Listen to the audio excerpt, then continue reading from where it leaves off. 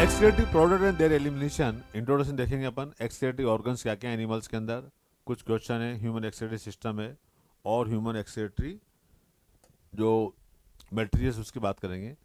तो animal accumulate the ammonia, number one urea, number two uric acid, number three carbon dioxide, water and ions like the sodium है, potassium है, chloride है, phosphate है, sulphate है। ये सब nitrogen wastage है, नंबर वन टू थ्री। जो ammonia को एक्सक्रीट करते हैं अमोनोटेलिक कहलाते हैं, जो यूरिया को एक्सक्रीट करते हैं यूरोटेलिक कहलाते हैं, जो यूरिक एसिड को बाहर निकालते हैं यूरिकोटेलिक कहलाते हैं। क्लियर है क्या बच्चों?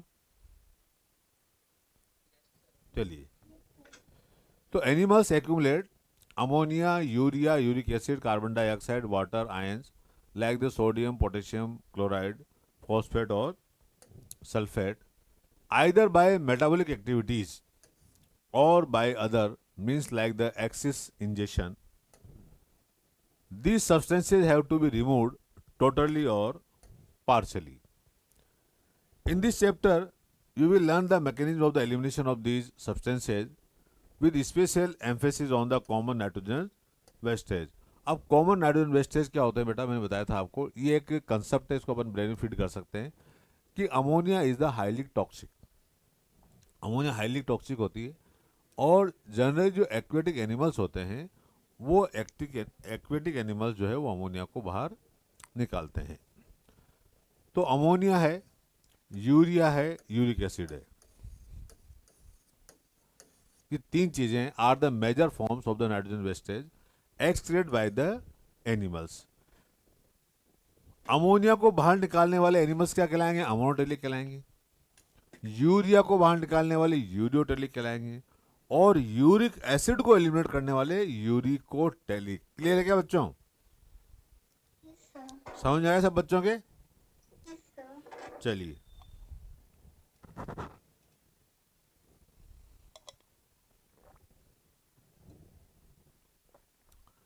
तो ammonia, urea, uric acid are the major forms of the nitrogen wastage as created by the animals. Ammonia is the most toxic.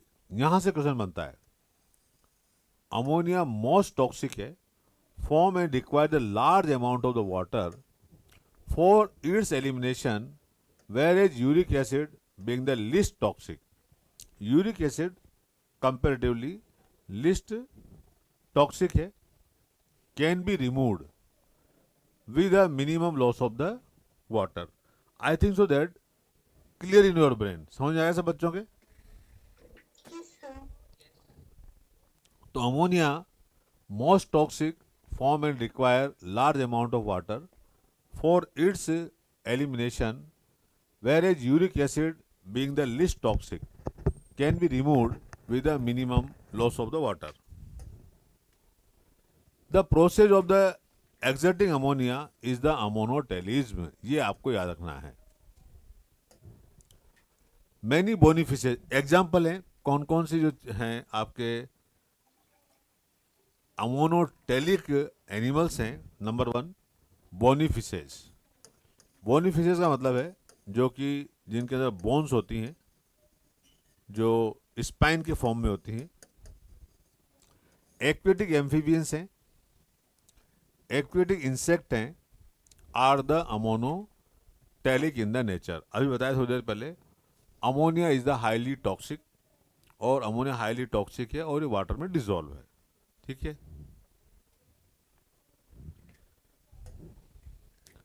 Ammonia as it is the readily soluble, generally excreted by the diffusion across body surface through the gill surface in fishes। आप जानते हो जो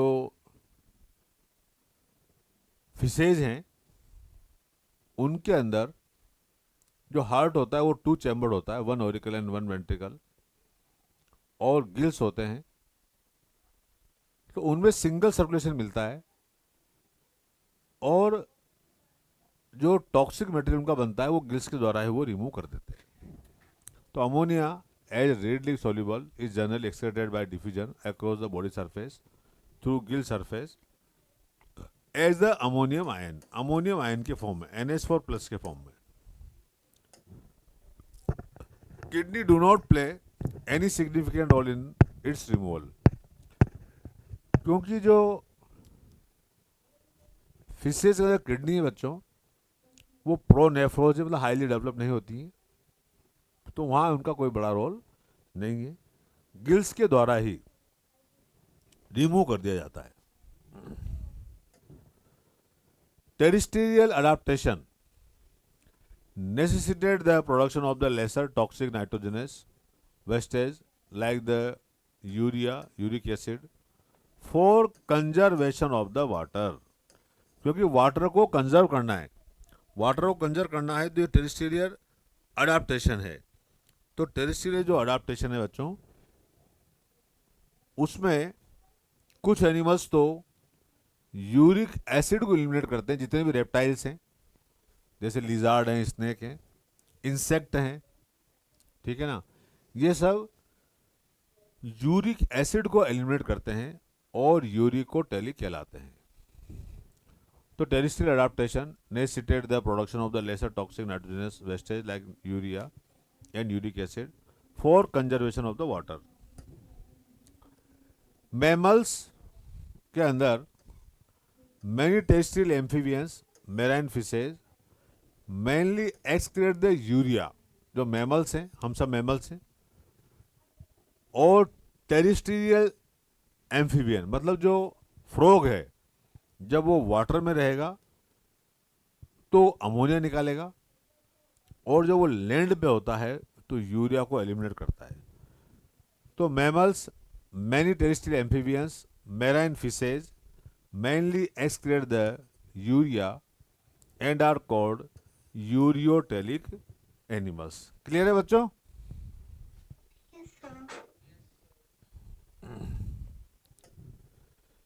ammonia produce by the metabolism is converted into the urea.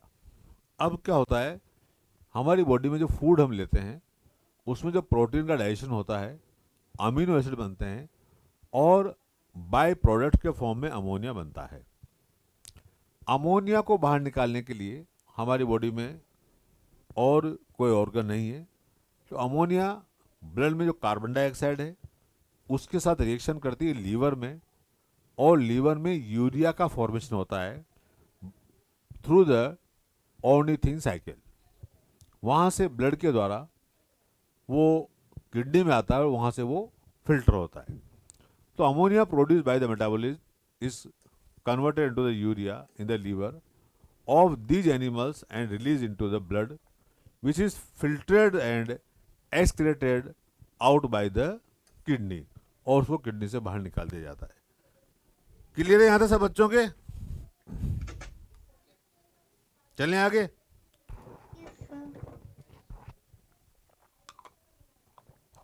तो urea कहाँ बनता है? कौन से साइकिल के द्वारा? Ornithine cycle. हाँ.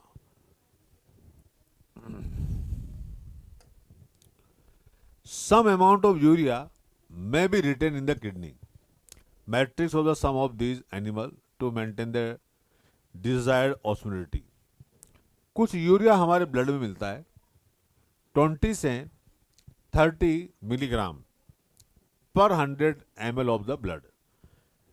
क्योंकि यूरिया जो है ब्लड की ऑस्मोलरिटी को मेंटेन रखता है, लेकिन मान लो किडनी प्रॉपर काम नहीं कर रही है तो जो यूरिया है उसका कंटेंट ब्लड में बढ़ जाता है और यूरेमिया हो जाता है यदि 40 mmHg पर 100 ml ऑफ द ब्लड से वो ज़्यादा है तो. ठीक है. तो ऐसी कंडीशन में हमारी आरबीसी डिस्ट्रॉयड होती है. तो एक डिजीज होती है यूरेमिया. तो यूरेमिया भी एक तरह का एनीमिया ही है और वो टॉक्सिसिटी डेवलप करता है बॉडी के अंदर. क्लियर है बच्चों? तो some amount of the urea may be retained in the kidney matrix or some of these animals to maintain the desired osmolarity. Reptiles हैं, बर्ड्स हैं, लैंड स्नेल्स हैं, इंसेक्ट हैं, excrete the nitrogen wastage as the uric acid in the form of pellets or pest with a minimum loss of the water and are called as the uricotelic animal. ये question भी exam में आता है कि uricotelic animals क्या होते हैं जो कि यूरिक एसिड को बाहर निकालते हैं. तो यूरिक जो एसिड है कौन कौन से एनिमल से बेटा? रेप्टाइल्स हैं, बर्ड हैं, लैंड स्नेल्स हैं, इंसेक्ट हैं, excrete the nitrogen wastage as uric acid in the form of pellet or pest with a minimum loss of the water and are called as the uricotelic animal. तो ammonotelic animals क्या होते हैं, uricotelic animals क्या होते हैं और ureotelic animals क्या होते हैं? I think so that clear in your brain. आपके ब्रेन में सब फीड हो गया ये चीज. चलिए, ये एक टेबल है, यहां पर हमने animals on the base of the excretory matter are divided into the 3 categories. Ammonotelic, ये अमोनिया को बाहर निकालते हैं, ये अमोनिया है. यहाँ यूरिकोटेलिक एनिमल यूरिया बाहर निकालते हैं. यूरिकोटेलिक, ये यूरियो है, ये यूरिक एसिड को एलिमिनेट करते हैं. ये एक्सक्रीटरी मटेरियल के बिहार का नाम रखा गया है ammonotelic, ureotelic, uricotelic. Requirement of the water very large, less than ammonia uricotelic के अंदर, और ये लिस्ट है. Maximum of the excretion bye diffusion across body surface or through the gill surface in fishes as ammonium ions. जो ureotelic है, ammonia produce by metabolism is converted into the urea in the liver and release into the blood which is filtered and excreted out by the kidney.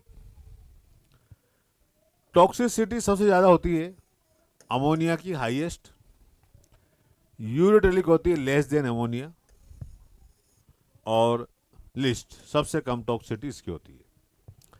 Example क्या है? टीलोस्ट fishes हैं, tadpole larva है. ये tadpole जो larva है बच्चों, ये हमारे फ्रॉग का लार्वा है. एक्वेटिक इंसेक्ट हैं. यूरियोटेलिक एनिमल के अंदर मैमल्स आते हैं और शार्क फिशेज भी आती हैं. यूरिकोटेलिक के अंदर बर्ड, इंसेक्ट, लैंड स्नेल और मैनी रेप्टाइल्स. तो ये टेबल सबको समझ में आ गई बच्चों को? कुछ बच्चों ने काफी लेट ज्वाइन किया आज. क्या नाम बेटा? रक्षा जोशी जी, अदिति जी. चलिए चलिए, अभी आपको एक वीडियो और दिखाएंगे. इसमें अभी दिखाया थोड़ी देर पहले. कुछ स्पेसिफिक नाइट्रोजन वेस्टेज होते हैं एनिमल्स के अंदर, उनको डायरेक्ट हमको याद करना है. जैसे excretory material in the spider is a guanine. Homeostasis, maintenance of the steady state, ये कहा था वाल्टर कैनन ने. एक्सक्रीटरी सिस्टम का मेन फंक्शन क्या है? Maintenance of the homeostasis. Homeostasis का मतलब होता है बेटा balance the internal environment. Clear है क्या बच्चों? हमारी बॉडी के अंदर जो वाटर कंटेंट है उनको बैलेंस रखना, ठीक है ना, ये इसका फंक्शन है. होम्योस्टेसिस का मीन है कि maintenance of the steady state. ये वाल्टर कैनन साहब ने इसको डिफाइन किया था. Homeostatic mechanism are important for the normal life. As they maintain condition with the range in which the animal metabolic process can be occur. हमारी body का अंदर homeostasis यदि डिस्टर्ब हो जाता है, ये इकोलॉजी की टर्म भी है। मानो कोई गार्डन है, कोई एक्वेटिक एक्वेरियम है, या एक लार्ज फॉरेस्ट है, एक घर वो भी एक होम्योस्टेसिस होता है। आप जानते हो घर के अंदर कोई भी फूड चेन का एक, फूड चेन से मतलब एक पर्सन जो है उसको साथ कुछ डिसेबिलिटी हो जाती है तो पूरा घर डिस्टर्ब हो जाता है। इस तरह से हमारी जो बॉडी है उसमें एक ऑर्गन भी प्रॉपरली वर्क नहीं करता है बच्चों, तो हमारी बॉडी का इंटरनल जो एनवायरनमेंट है वो डिस्टर्ब हो जाता है, होम्योस्टेसिस डिस्टर्ब हो जाता है। तो हमारी जो किडनी है उस किडनी का सबसे इम्पोर्टेंट फंक्शन है मेंटेन द होम्योस्टेसिस। जो हमारे ब्लड के अंदर लिक्विड्स फ्लूइड्स के अंदर जो भी इम्प्योरिटीज हैं उस इम्प्योरिटीज को बॉडी से बाहर निकालना। तो हमारी बॉडी भी तो एक बायोकेमिकल फैक्ट्री है। इस फैक्ट्री के अंदर जो प्रोडक्ट हैं, कुछ तो यूजफुल प्रोडक्ट बनते हैं जिनसे हमको एनर्जी मिलती है और कैपेसिटी टू डू वर्क, जो वर्क हम करते हैं उसके लिए हमको एनर्जी मिलती है वहाँ से। और जो उसके बाय प्रोडक्ट एक्सक्रीटरी मटेरियल्स बनते हैं उनको बाहर निकाला जाता है। तो तीन तरह के जो फैकल मटेरियल्स हैं, वेस्टेज मटेरियल्स हमारी बॉडी में बनते हैं। जो सॉलिड बनते हैं वो फैकल मटेरियल बाहर निकाल दिए जाते हैं। गैसेस फॉर्म जो होती है वो लंग्स से रेस्पिरेटरी ट्रैक्ट के द्वारा बाहर निकालते हैं। और जो लिक्विड होती है उसे जो वाटर में डिजोल्व है उसे यूरिन के रूप में अपन बाहर निकाल देते हैं। क्लियर है क्या बच्चों?